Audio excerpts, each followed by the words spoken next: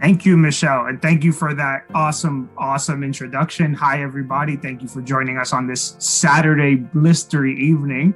And aside from those professional titles that I hold, I also am privileged enough to hold the title of father to a 3-year-old beautiful baby girl.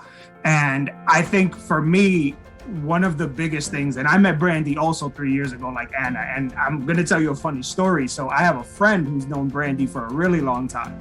And when she found out that I was running for a county council seat, she goes to me, she's like, "You're not running against Brandy Brooks, are you?" And I was like, "Should I not?" And she's like, "Oh, no. She's going to defeat you really quickly." And I quickly found out that the reason Brandy's reputation precedes itself is because everywhere Brandy goes, she tends to make everybody's life better.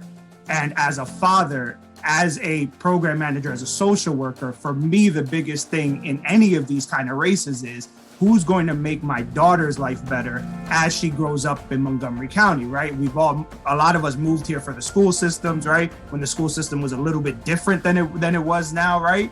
And the big thing about Brandy is that Brandy isn't scared of the big fight.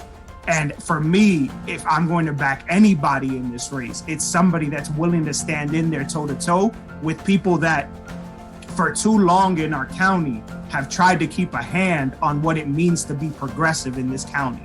And this county for too long has reaped the benefits of being called a progressive bastion without actually being progressive. And I could not be more honored because Brandy understands the struggle that my mom had when she came here in the 80s and worked till she could not work anymore to make sure that my brothers and I could get the life that we had now. Brandy understands that. Brandy understands what it's like for me raising an Afro-Latina in this county, making sure that she can claw her way to everything she deserves, because Brandy understands that intimately. Because Brandy can't remove being an Afro-Latina woman in this county no more than any of us could take off a pea coat when it's cold in the winter, right? And so for me, there's nobody else more equipped because of her professional experience, her lived experience, her empathy, her ability to care for folks, to change the way we do politics in Montgomery County than Brandy Brooks.